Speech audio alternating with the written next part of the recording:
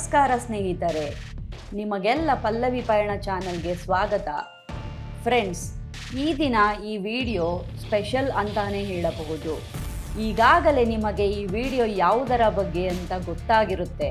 ಪ್ರಾಣಿ ಪ್ರಿಯರು ಮಾತ್ರವಲ್ಲ, ಆನೆಗಳು ಬಂದರೆ ಎಲ್ಲರೂ ನಿಂತುಕೊಂಡು ನೋಡ್ತಾರೆ. ಗಾತ್ರ ದೈತ್ಯವಾಗಿದ್ದರೂ ಅವುಗಳ ಸ್ವಭಾವ ಸೌಮ್ಯ. ಅದರಲ್ಲೂ ಮರಿ ಆನೆಯಂತೂ ತುಂಬಾ ತುಂಟತನ. ಅವುಗಳ ಆಟಗಳನ್ನು ನೋಡೋದೇ ಕಣ್ಣಿಗೆ ಆನಂದ. ಆದರೆ ಸ್ನೇಹಿತರೆ, ಸಾಕಿದ ಅಥವಾ ಪಳಗಿದ ಆನೆಗಳ ಕತೆ ಒಂದು ಕಡೆಯಾದರೆ, ಕಾಡಿನಲ್ಲಿ ಯಾವ ಷರತ್ತುಗಳಿಲ್ಲದೆ, ನಿಯಮಗಳಿಲ್ಲದೆ ಮನಸ್ಸಿಗೆ ಬಂದಂತೆ ಇರುವ ಕಾಡಾನೆಗಳ ಲೆಕ್ಕನೇ ಬೇರೆ. ಅದರಲ್ಲಿಯೂ ಒಂಟಿ ಸಲಗ ಅಂದರೆ ಯಾರಿಗೆ ಭಯ ಆಗಲ್ಲ ಹೇಳಿ? ಅವುಗಳಿಂದ ಎಷ್ಟೋ ಜನ ಪ್ರಾಣ ಕಳೆದುಕೊಳ್ಳುತ್ತಾರೆ.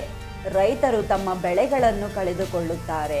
ಹೀಗೆ ಕಾಡಾನೆಗಳಿಂದ ನಷ್ಟವೂ ಆಗುತ್ತದೆ. ಹೀಗಾಗಿ ಜನಸಾಮಾನ್ಯರಿಗೆ ತೊಂದರೆ ಉಂಟು ಮಾಡುವ ಅನೇಕ ಕಾಡಾನೆಗಳನ್ನು ಸೆರೆ ಹಿಡಿಯಲಾಗುತ್ತದೆ ಹಾಗೂ ಅವುಗಳಿಗೆ ತರಬೇತಿ ನೀಡಿ ಆನೆ ಶಿಬಿರಗಳಲ್ಲಿ ಇಡಲಾಗುತ್ತದೆ. ಈ ರೀತಿ ಸೆರೆ ಹಿಡಿಯಲಾದ ಕಾಡಾನೆಗಳು ನೂರಾರು. ಅದರಲ್ಲಿ ಕೆಲವು ಮಾತ್ರ ಫೇಮಸ್ ಆಗುತ್ತವೆ. ಇಂಥ ಕಾಡಾನೆಗಳ ಸಾಲಿನಲ್ಲಿ ನಾವು ಹೇಳೋಕೆ ಹೊರಟಿರುವ ರೌಡಿರಂಗ ಆನೆ ಕೂಡ ಒಂದು. ಬನ್ನಿ, ಈ ರೌಡಿರಂಗ ಯಾರು, ಯಾಕೆ ಈ ಹೆಸರು ಬಂತು, ಈ ಆನೆ ಯಾಕೆ ವಿಶೇಷ ಅನ್ನೋ ಬಗ್ಗೆ ನೋಡ್ತಾ ಹೋಗೋಣ. ಸ್ನೇಹಿತರೆ, ಈ ಆನೆ ಬಗ್ಗೆ ಈಗಾಗಲೇ ಸ್ವಲ್ಪ ಜನರಿಗೆ ಗೊತ್ತಿರಬಹುದು. ಈ ಆನೆ ಇಂದು ನಮ್ಮ ಜೊತೆ ಇಲ್ಲದೇ ಇರಬಹುದು, ಆದರೆ ಇದರ ಜೊತೆ ಅನೇಕ ಸಂಗತಿಗಳು ಕೊಂಡಿ ಹಾಕಿಕೊಂಡಿವೆ. ಈ ಆನೆ ಬಗ್ಗೆ ಅನೇಕ ಕುತೂಹಲಕಾರಿ ಅಂಶಗಳೂ ಇವೆ. ಹೌದು, ಈ ರೌಡಿರಂಗನ ಕತೆ ಒಂದು ರೀತಿ ಸಿನಿಮಾ ಕಥೆಯಂತಿದೆ ಅಂದರೆ ತಪ್ಪಾಗಲಾರದು. ಇಂದಿನಿಂದ ಹೊಸದಾಗಿ ಶುರುವಾಗಿರುವ ಈ ಸರಣಿಯಲ್ಲಿ ಅತಿ ಹೆಚ್ಚು ಚರ್ಚಿತ ಕಾಡಾನೆ ರೌಡಿರಂಗನ ಬಗ್ಗೆ ತಿಳಿದುಕೊಳ್ಳೋಣ. ಅದಕ್ಕೂ ಮುನ್ನ ನೀವಿನ್ನು ನಮ್ಮ ಚಾನಲ್ಗೆ ಸಬ್ಸ್ಕ್ರೈಬ್ ಆಗಿಲ್ಲ ಅಂದರೆ ಈಗಲೇ ಆಗಿ, ಹಾಗೆ ಪಕ್ಕದಲ್ಲಿರೋ ಬೆಲ್ ಐಕಾನ್ ಮೇಲೆ ಕ್ಲಿಕ್ ಮಾಡಲು ಮರೆಯಬೇಡಿ. ಸ್ನೇಹಿತರೆ, ರೌಡಿರಂಗ ಒಂದು ಒಂಟಿ ಸಲಗವಾಗಿದ್ದು ಏಷ್ಯನ್ ಆನೆಯಾಗಿದೆ. ಈ ಆನೆ ಸುಮಾರು 1984ರಲ್ಲಿ ಜನಿಸಿತ್ತು. ಸುಮಾರು 34 ವರ್ಷಗಳ ಕಾಲ ಬದುಕಿತ್ತು ಅಂತ ಒಂದು ದಾಖಲೆ ಹೇಳಿದರೆ, ಇನ್ನೂ ಕೆಲವು ಕಡೆ ರಂಗ ಸುಮಾರು 40ರಿಂದ 45 ವರ್ಷಗಳ ಕಾಲ ಬದುಕಿತ್ತು ಅಂತ ಹೇಳಲಾಗುತ್ತದೆ. ತನ್ನ ಸಮಯದಲ್ಲಿ ಸುಮಾರು 2.5 ದಶಕಗಳ ಕಾಲ ರಾಮನಗರ, ಮಾಗಡಿ ಮತ್ತು ಬನ್ನರ್ಘಟ್ಟ ಕಾಡುಗಳಲ್ಲಿ ತನ್ನದೇ ಸಾಮ್ರಾಜ್ಯ ಕಟ್ಟಿದ್ದ ಈ ಸಲಗನ ಹೆಸರನ್ನು ಕೇಳಿದರೆ ಇಂದಿಗೂ ರೈತರಲ್ಲಿ ಒಂದು ಕಡೆ ಭಯ, ಮತ್ತೊಂದು ಕಡೆ ಅಪಾರ ಗೌರವ ಮೂಡುತ್ತದೆ. ರಂಗ ಮೊದಲ ಬಾರಿಗೆ ಜನರ ಕಣ್ಣಿಗೆ ಬಿದ್ದಿದ್ದು 2000 ದಶಕದ ಆರಂಭದ ಭಾಗದಲ್ಲಿ. ಆಗಿನ್ನೂ ಇವನು ತಾರುಣ್ಯಕ್ಕೆ ಕಾಲಿಡುತ್ತಿದ್ದ ಒಂಟಿ ಸಲಗ. ರಂಗ ಮೊದಲು ಸಾಮಾನ್ಯ ಕಾಡಾನೆಯಾಗಿತ್ತು. ಅದರ ಪಾಡಿಗೆ ಅದು ಕಾಡಿನಲ್ಲಿ ಓಡಾಡುತ್ತಾ ಜನರಿಗೆ ತೊಂದರೆ ಮಾಡದೇ ಇತ್ತು. ಆದರೆ ನಿಧಾನವಾಗಿ ಇದು ಮಾನವ ವಾಸಸ್ಥಳಗಳ ಕಡೆ ಬರೋಕೆ ಶುರು ಮಾಡ್ತು. ಇವನ ಮುಖ್ಯ ವಾಸಸ್ಥಾನ ಬನ್ನರ್ಘಟ್ಟ ರಾಷ್ಟ್ರೀಯ ಉದ್ಯಾನವನ ಆಗಿದ್ದರೂ ಇವನ ವಿಹಾರ ಮಾತ್ರ ಮಾಗಡಿ, ಸಾವನದುರ್ಗ, ರಾಮನಗರ ಮತ್ತು ಕನಕಪುರದವರೆಗೂ ಹರಡಿತ್ತು. ಅದರಲ್ಲೂ ರಂಗನ ವಿಶೇಷ ಅಂದರೆ ಈತ ಕಾಡಾನೆಯಾಗಿದ್ದರೂ ರಂಗ ಕೇವಲ ಕಾಡಿನ ಒಳಗೆ ಇರುತ್ತಿರಲಿಲ್ಲ. ಕಾಡಿನ ಅಂಚಿನಲ್ಲಿರುವ ನೂರಾರು ಹಳ್ಳಿಗಳ ಜನರಿಗೆ ಇವನು ಚಿರಪರಿಚಿತನಾಗಿದ್ದ. ಬೆಳೆ ಹಾನಿ ಮಾಡುವಲ್ಲಿ ಇತರ ಒಂಟಿ ಸಲಗಗಳಂತೆ ಇವನು ಏನು ಕಡಿಮೆ ಇರಲಿಲ್ಲ. ಇತರ ಆನೆಗಳಂತೆ ಇವನು ಮನುಷ್ಯರ ಮೇಲೆ ವಿನಾಕಾರಣ ದಾಳಿ ಮಾಡುತ್ತಿರಲಿಲ್ಲ. ಹಾಗಂತ ದಾಳಿಯನ್ನೇ ಮಾಡಿಯೇ ಇಲ್ಲ ಅಂತ ಏನಿಲ್ಲ. ತನ್ನ ಪಾಡಿಗೆ ತಾನು ಗಂಭೀರವಾಗಿ ನಡೆಯುತ್ತಿದ್ದ ರಂಗನನ್ನು ನೋಡಲು ಜನರು ಮುಗಿಬೀಳುತ್ತಿದ್ದರು. ರಂಗನಿಗೆ ರೌಡಿ ಅನ್ನೋ ಹೆಸರು ಬಂದಿದ್ದು ಏಕೆ? ಒಂದು ನಿರ್ದಿಷ್ಟ ಬೈಕ್ ಸೌಂಡ್ ಅಂದರೆ ಈತನಿಗೆ ಅಷ್ಟೊಂದು ಸಿಟ್ಟು ಯಾಕಿತ್ತು? ಅರಣ್ಯ ಇಲಾಖೆಯೇ ಬೆರಗಾಗುವಂತಹ ಬುದ್ಧಿವಂತಿಕೆ ಇವನಿಗಿತ್ತ? ಈ ಎಲ್ಲ ಪ್ರಶ್ನೆಗಳಿಗೆ ಉತ್ತರವನ್ನು ನೋಡ್ತಾ ಹೋಗೋಣ ಬನ್ನಿ. ಸ್ನೇಹಿತರೆ, ರೌಡಿ ಅಂದ ತಕ್ಷಣವೇ ಕೆಟ್ಟ ವ್ಯಕ್ತಿ, ಜನರಿಗೆ ತೊಂದರೆ ಕೊಡುವವನು ಅಂತ ನಮ್ಮ ತಲೆಯಲ್ಲಿ ಒಂದು ಥಾಟ್ ಬರುತ್ತದೆ. ಒಬ್ಬ ವ್ಯಕ್ತಿ ಸುಮ್ಮನೆ ರೌಡಿ ಆಗಲ್ಲ, ಅವನ ಕೆಟ್ಟ ವರ್ತನೆಗಳಿಂದ ಆತನ ಹೆಸರಿನ ಮುಂದೆ ರೌಡಿ ಅನ್ನೋ ಪದ ಸೇರಿಕೊಳ್ಳುತ್ತದೆ. ಹಾಗಿದ್ರೆ ರಂಗನಿಗೆ ಈ ಹೆಸರು ಬರಲು ಕಾರಣವೇನು? ಆನೆಯ ಕೆಟ್ಟ ವರ್ತನೆಗೆ ಅಥವಾ ಆನೆಗೆ ರೌಡಿ ಅನ್ನೋ ಹೆಸರು ಅದರ ಚಾಣಾಕ್ಷತನದಿಂದ ಬಂದಿದೆಯಾ?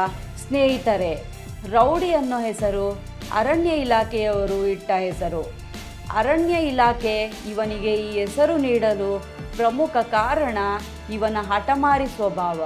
ಅರಣ್ಯ ಇಲಾಖೆ ಇವನನ್ನು ತಡೆಯಲು ಏನೆಲ್ಲ ಸರ್ಕಸ್ ಮಾಡಿಲ್ಲ ಹೇಳಿ. ಆನೆ ಕಂದಕಗಳನ್ನು ತೋಡಿದರು, ಸೋಲಾರ್ ಬೇಲಿಗಳನ್ನು ಹಾಕಿದರು, ಆದರೆ ರಂಗ ಯಾವುದಕ್ಕೂ ಬಗ್ಗಲಿಲ್ಲ. ಇವೆಲ್ಲ ಹಳೆಯ ಟೆಕ್ನಿಕ್ಗಳು, ನಿಮ್ಮ ಆಟಗಳು ನನ್ನ ಮುಂದೆ ನಡೆಯಲ್ಲ ಅಂತ ಒಳಗೆ ನಕ್ಕಿರಬಹುದು ರಂಗ. ಇಲ್ಲಿ ರಂಗನ ಬುದ್ಧಿವಂತಿಕೆ ಎದ್ದು ಕಾಣುತ್ತದೆ. ಸೋಲಾರ್ ಬೇಲಿ ಹಾಕಿದಾಗ ಸೋಲಾರ್ ಬೇಲಿಯಲ್ಲಿ ವಿದ್ಯುತ್ ಹರಿಯುತ್ತಿದೆ ಅಂತ ಗೊತ್ತಾದಾಗ ರಂಗ ಹಸಿ ಮರದ ಕೊಂಬೆಗಳನ್ನು ಮುರಿದು ಅದರ ಮೇಲೆ ಹಾಕುತ್ತಿದ್ದ ಅಂತ ಹೇಳಲಾಗಿದೆ. ಇದರಿಂದ ಶಾರ್ಟ್ ಸರ್ಕ್ಯೂಟ್ ಆಗಿ ಬೇಲಿ ಮುರಿದು ಬೀಳುತ್ತಿತ್ತು. ಮನುಷ್ಯರಿಗೆ ಹೊಳೆಯದ ಈ ಐಡಿಯಾಗಳು ರಂಗನಿಗೆ ಹೇಗೆ ಗೊತ್ತಾಗುತ್ತಿತ್ತೋ ಗೊತ್ತಿಲ್ಲ. ಇನ್ನು ಕಂದಕಗಳ ವಿಷಯಕ್ಕೆ ಬಂದರೆ ಅವನ್ನು ದಾಟಲು ಮಣ್ಣನ್ನು ಕುಸಿತಗೊಳಿಸಿ ದಾರಿ ಮಾಡಿಕೊಳ್ಳುತ್ತಿದ್ದ. ಇಲಾಖೆಯ ಸಿಬ್ಬಂದಿಗಳು ಇವನನ್ನು ಹಿಡಿಯಲು ಪ್ಲಾನ್ ಮಾಡಿದರೆ ಗ್ರಹಿಸಿದಂಥ ರಂಗ ಅಲ್ಲಿಂದ ಮಾಯವಾಗುತ್ತಿದ್ದ. ಅದಕ್ಕೆ ಹೇಳೋದು, ಮೂಕ ಪ್ರಾಣಿಗಳಿಗೆ ಮನುಷ್ಯರಿಗಿಂತ ಬುದ್ಧಿ ಸ್ವಲ್ಪ ಜಾಸ್ತಿನೇ ಇರುತ್ತೆ ಅಂತ. ಈ ರೀತಿ ಅರಣ್ಯ ಇಲಾಖೆ ಸಿಬ್ಬಂದಿಗೆ ಚಳ್ಳೆ ಹಣ್ಣು ತಿನ್ನಿಸಿದ ಈತನ ಚಾಣಾಕ್ಷತನ ಮತ್ತು ಸೆರೆ ಸಿಗದ ಗುಣವೇ ಇವನಿಗೆ ರೌಡಿ ರಂಗ ಅನ್ನೋ ಹೆಸರನ್ನು ತಂದುಕೊಟ್ಟಿದೆ. ರೌಡಿ ರಂಗ ಅನ್ನೋ ಹೆಸರು ಬರೋಕೆ ಇದು ಒಂದು ಕಥೆಯಾದರೆ, ರೌಡಿ ರಂಗ ಅನ್ನೋ ಹೆಸರಿಗೆ ಇನ್ನೊಂದು ಕತೆ ಕೂಡ ಅಂಟಿಕೊಂಡಿದೆ. ಮೊದಲೇ ಹೇಳಿದ ಹಾಗೆ ರೌಡಿ ಅನ್ನೋ ಹೆಸರು ವರ್ತನೆಗೆ ಸಂಬಂಧಪಟ್ಟಿದ್ದು. ರಂಗನ ವರ್ತನೆಯೇ ಆತನಿಗೆ ಈ ಹೆಸರು ಬರಲು ಕಾರಣ ಅಂತ ಕೆಲವರು ಹೇಳುತ್ತಾರೆ. ಸಾಮಾನ್ಯ ಕಾಡಾನೆಯಾಗಿದ್ದ ರಂಗ ಗ್ರಾಮಗಳಿಗೆ ಬರೋಕೆ ಶುರು ಮಾಡಿದ. ಸುಮ್ಮನೆ ಬಂದು ಹೋಗುತ್ತಿರಲಿಲ್ಲ. ರೈತರ ಬೆಳೆಗಳನ್ನು ಹಾಳು ಮಾಡುತ್ತಿದ್ದ. ಯಾವುದೇ ಕಾರಣವಿಲ್ಲದೆ ದಾಳಿ ಮಾಡುತ್ತಿದ್ದ. ವಾಹನಗಳನ್ನು ಕೂಡ ಹಾಳು ಮಾಡುತ್ತಿದ್ದ. ರಂಗನ ಈ ಅಗ್ರೆಸಿವ್ ವರ್ತನೆಯಿಂದ ಜನರು ಈತನನ್ನು ರೌಡಿ ರಂಗ ಅಂತ ಕರೆಯೋಕೆ ಶುರು ಮಾಡಿದ್ದರು ಅಂತ ಹೇಳಲಾಗುತ್ತದೆ. 11 ಆನೆಗಳ ನಾಯಕ, ವಾರ್ಷಿಕವಾಗಿ 1 ಕೋಟಿ ರೂಪಾಯಿ ನಷ್ಟ. ಸ್ನೇಹಿತರೆ, ರೌಡಿ ರಂಗ ಒಂದು ಸ್ಥಳದಲ್ಲಿ ಇರಲಿಲ್ಲ. ಈತ ಕಾಲಿಗೆ ಚಕ್ರ ಕಟ್ಟಿದಂತೆ ಓಡಾಡುತ್ತಿದ್ದ. ರೌಡಿ ರಂಗ ಮುಖ್ಯವಾಗಿ ಕಂಡುಬಂದ ಪ್ರದೇಶಗಳು ತುಮಕೂರು, ಮಾಗಡಿ, ಸಾವಂದುರ್ಗ, ಬನ್ನರ್ಘಟ್ಟ ಸುತ್ತಮುತ್ತಲಿನ ಗ್ರಾಮಗಳು.